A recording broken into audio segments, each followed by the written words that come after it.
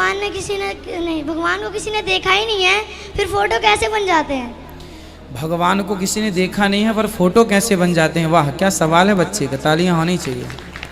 बेटा, भगवान को किसी ने देखा नहीं है पर भगवान कैसे हैं ऐसा लिखा है ना भागवत जी में, कि भगवान के बाल घुंघराले से हैं, आँखें ऐसी हैं, नाक ऐसी हैं, गाल ऐसे हैं, मुंह ऐसा है, अधर ऐसे हैं, होंठ ऐसे हैं, छाती ऐसी है, भुजा।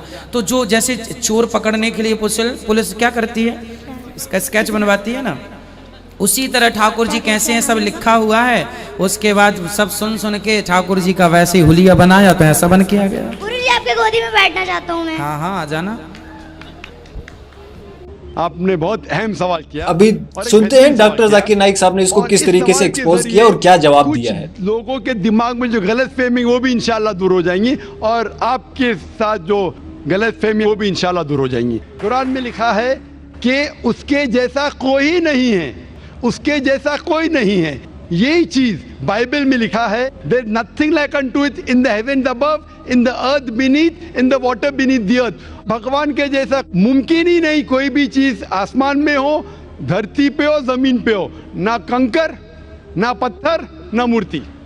वो ही लिखा है वेद में, न तस्य प्रतिमा अस्ति, उस भगवान का कोई अक्स नहीं, कोई पेंटिंग नहीं, कोई फोटोग्राफ नहीं, कोई मूर्ति नहीं। तो ये लिखा है धार्मिक किताबों में, लेकिन धर्म के मानने वाले अपनी आसानी के लिए तब्दील कर रहे हैं। मिसाल के तौर पे आप सपोज बिजनेसमैन हैं, आप एक कंपनी के मालिक हैं, आप एक अपना पुराना उसूल, किस तरीके से कंपनी चलना चाहिए, उसूल से चलते आ रही है। आपके कोई नई मैनेजर आते उसूल को बदल देते, आपके उसूल के खिलाफ काम करते, बोलते क्या ये और बेहतर होगा, इससे मुनाफा ज्यादा होगा। आपके उसूल है कुछ, आपके उसूल होंगे कि मैं ईमानदारी से काम करूं, आपके मैनेजर के उसूल होंगे ईमानदारी को छोड़ो, पैसे ज्यादा कमाने के। आपको जब पता चलेगा आपका मैनेजर आपके उसूल को तोड़ रहा है, बोलेगा मालिक ज्यादा पैसे मिलेंगे, रिश्वत दो। आप उससे सहमत है? आप बोलेंगे ज्यादा पैसे छोड़ो, मिलते क्या नहीं मिलते, रिश्वत देना हराम है। तो इस तरीके से अल्लाह ताला ने बुनियादी बातें कह चुकी है किस तरीके से उस ईश्वर की इबादत करना। अभी इंसान अपनी गलतफहमियों में अल्लाह ताला, खुदा, ईश्वर की बात छोड़ के खुद के तरीके से इबादत करने लगते हैं। और हम क्या कर रहे हैं, उस अजीम खुदा को गाली देते हैं। हम कहते हैं कि खुदा ने बेटा जना, अस्तगफुरुल्लाह। हम खुदा को उस मूर्ति में ले आते हैं, जब लिखा हुआ है श्वेताश्वेतर उपनिषद में, यजुर्वेद में, ना तस्य प्रतिमा अस्ति, उस ईश्वर की प्रतिमा नहीं है, हम मूर्ति बनाते हैं। मिसाल के तौर पे अगर मैं किसी को मदद करता हूं और अगर वो शख्स मुझे जानता नहीं जाकिर कैसा दिखता है,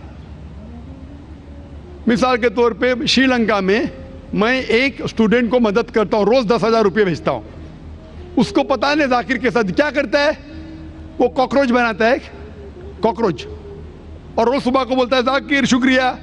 जब मुझे पता चलेगा उसने मुझे कॉकरोच बनाया, क्या मुझे खुशी होगी?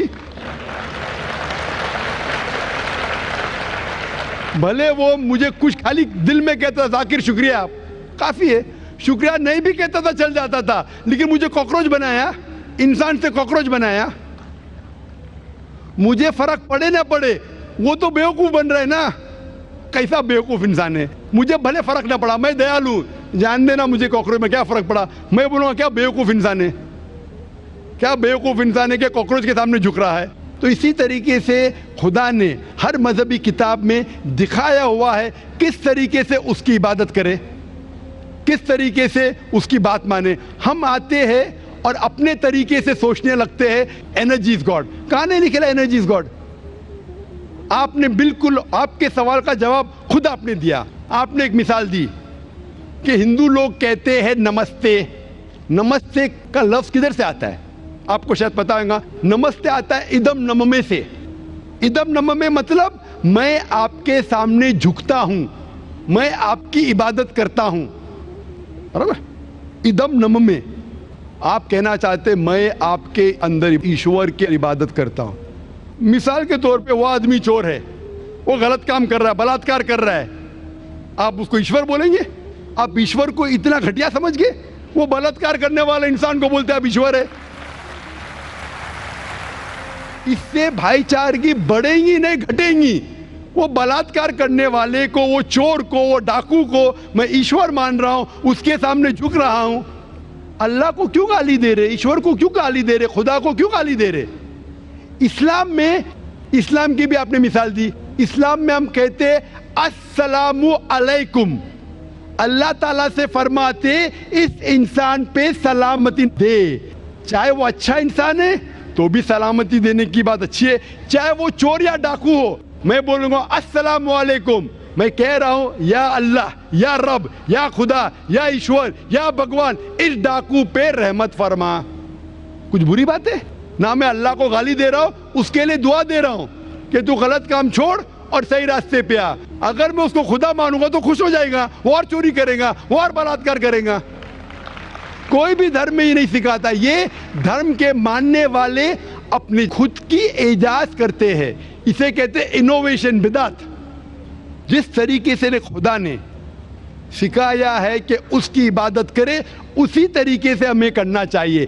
तब्दीली लाएंगे। हम समझ रहे हैं कि भाईचारा बढ़ेगा, भाईचारा नहीं बढ़ेगा, भाईचारा घटेगा। लेकिन अगर मैं आपसे कहूंगा अवतार सिंह अस्सलाम वालेकुम, मैं अल्लाह से दुआ करता हूं कि आप पे सलामती हो, आप पे अमन हो, आप मुझे बोलो, इससे भाईचारा ज्यादा बढ़ेगा या कहने से भाई मैं आपको ईश्वर मानता हूं और फिर आपकी बात नहीं मानूं मैं? फिर अगर आप मुझे बोलेंगे चलो भाई शराब पीने चलो, चलो भाई लड़की के साथ रात गुजारेंगे, तो मैं क्या बोलूंगा? अरे मेरे भगवान मुझे बुला रहा है। तो ये कहना अस्सलामु अलैकुम मतलब मैं अल्लाह से दुआ करता हूं कि ये इंसान के ऊपर सलामती हो। अच्छा इंसान पे भी सलामती कहना अच्छी बात है, बुरा इंसान पे भी सलामती कहना अच्छी बात है।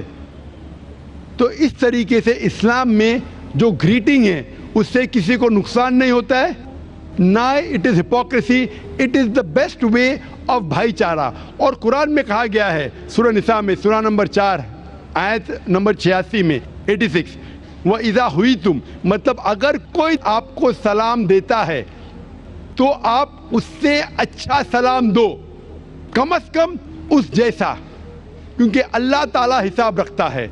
मतलब अगर आप अस्सलाम वालेकुम कहेंगे, मुझे कहना चाहिए वालेकुम अस्सलाम व रहमतुल्लाह। अगर आप कहेंगे अस्सलाम वालेकुम व रहमतुल्लाह, मैं कहूँगा वालेकुम अस्सलाम व रहमतुल्लाह व बरकातहू, और बेहतरीन होना चाहिए या कम से कम यकसा। इस आप कहेंगे अस्सलाम वालेकुम, वालेकुम अस्सलाम, अल्फाज वही है लेकिन दिल से आ रहा है वालेकुम अस्सलाम, इसमें भी जज्बा ज्यादा है, ये भी बेहतरीन है। तो कुरान में लिखा है कोई भी आपको सलाम करता है उससे बेहतरीन सलाम दो, या उससे बेहतर ना कर सको, कोई कहा अस्सलाम वालेकुम व रहमतुल्लाहि व बरकातहू, कम से कम उतना दो, वालेकुम अस्सलाम व रहमतुल्लाहि व बरकातहू। ये तालीमात है कुरान में, इससे भाईचारा बढ़ता है।